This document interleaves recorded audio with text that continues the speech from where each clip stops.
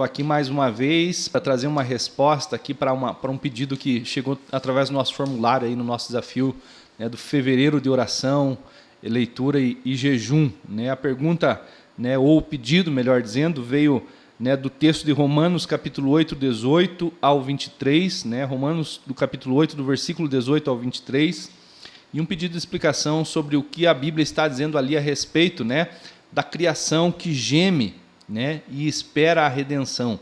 Se você puder pegar a tua Bíblia e abrir comigo, Romanos 8, do 18 ao 23, diz o seguinte: considero que os nossos sofrimentos atuais não podem ser comparados com a glória que em nós será revelada.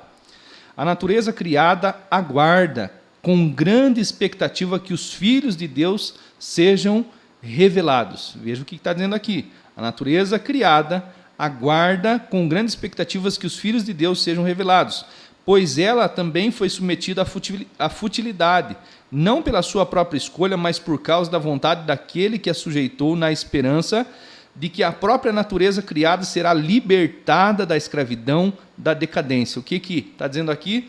Que a própria natureza criada será libertada da escravidão, da decadência, em que se encontra para a gloriosa liberdade dos filhos de Deus. Sabemos que toda a natureza criada geme até agora, como em dores de parto. E não só isso, mas nós também, nós mesmos, que temos os primeiros frutos do Espírito, gememos interiormente, esperando ansiosamente nossa adoção como filhos, a redenção do nosso corpo, né? Eu queria primeiro, né, pontuar uma coisa aqui, queridos, que dentro de um contexto da criação, né, de tudo que Deus fez, nós podemos separar essa criação em dois grupos, né? A princípio, tudo é criação, mas a partir de um acontecimento, parte da criação se torna filhos. Se você ler, né, um pouco antes esse texto, você vai ver que Paulo está falando aos romanos a respeito da filiação, a respeito da paternidade, a respeito de pessoas que receberam Jesus em suas vidas, e esse é o fator que transforma alguém de criatura em filho. Então, o primeiro ponto a ser explicado aqui é isso, né?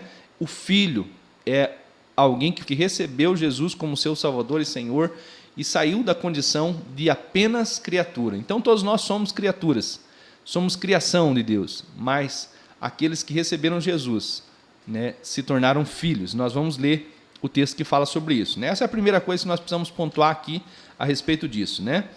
João 1,12 diz isso, ó: mas a todos quanto receberam a Jesus, né, deu-lhes o poder, ou seja, Deus deu-lhes o poder de serem feitos filhos de Deus. Aqui nós distinguimos o que é criação apenas e o que é filho de Deus, né? Não é todo mundo que é filho de Deus, infelizmente.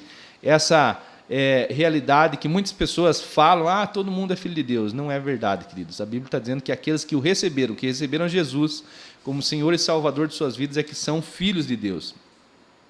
Aqui nós vemos uma coisa, queridos, que talvez seja essa aqui a dúvida, né, de quem mandou essa pergunta. A natureza criada geme, essa natureza criada tem uma expectativa que chegue logo um determinado momento. E aqui nesse texto, né, Deus personifica a natureza. É como se ele falasse da natureza como se fosse uma pessoa. A ideia aqui é para você entender qual é a expectativa da natureza criada. Então, parece que a natureza criada aqui ganha uma personalidade, né? E por isso nós lemos aqui que a natureza geme, chora, espera, ansiosa por algo acontecer. Na verdade, queridos, se nós formos olhar lá para o livro de Gênesis, nós vamos ver que o efeito do pecado não foi, né, colhido apenas pela humanidade. Quando o pecado chegou, quando o pecado, né, entrou na vida do Adão, da Eva, ele não trouxe maldição só sobre a humanidade, mas a natureza também começou a pagar, né, um preço alto por causa da maldição do pecado. Vamos ler lá em Gênesis capítulo 3, versículo 17, para você entender isso. Gênesis 3,17 diz assim: e ao homem declarou: visto que você deu ouvidos à sua mulher e comeu do fruto da árvore da qual eu lhe ordenara que não comesse, maldita é a terra. Né? Aqui nós temos um resumo. Quando a Bíblia fala da terra, nós temos um resumo de todas as coisas que foram criadas. Né? Maldita é a terra por sua causa. com sofrimento você se alimentará dela todos os dias da sua vida. Ela lhe dará espinhos e ervas daninhas, e você terá que alimentar-se das plantas do campo. Com o suor do seu rosto você comerá o seu pão, até que volte à terra, visto que dela foi tirado, porque você é pó e ao pó voltará. Aqui você vê claramente que Deus está falando da consequência do pecado, e que não foi só o Adão e a Eva que foram atingidos, e posteriormente a geração, chegando até nós, porque nós também somos geração de Adão e Eva, e agora redimidos somos geração de Cristo, mas toda a humanidade passou a pagar por esse erro de Adão e Eva. O pecado trouxe condenação para toda a criação.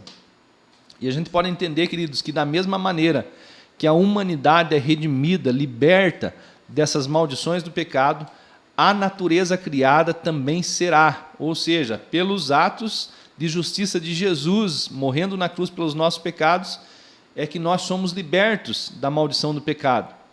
A mesma coisa vai acontecer com toda a criação. Os atos de Jesus na cruz vai redimir toda a criação. Até mesmo a terra será transformada em determinado momento.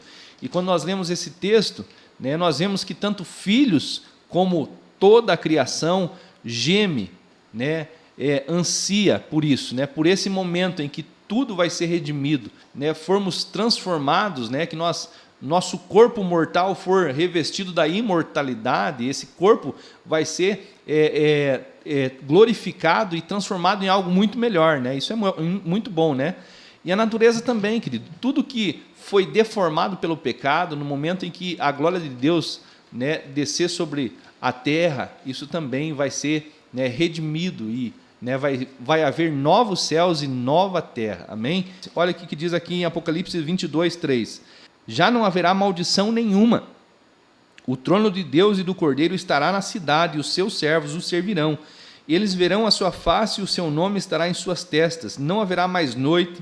Eles não precisarão de luz da candeia, nem da luz do sol, pois o Senhor Deus os iluminará, e eles reinarão para todo sempre. Quando fala já não haverá mais maldição, está falando não apenas da humanidade, mas de sobre toda a criação. Amém?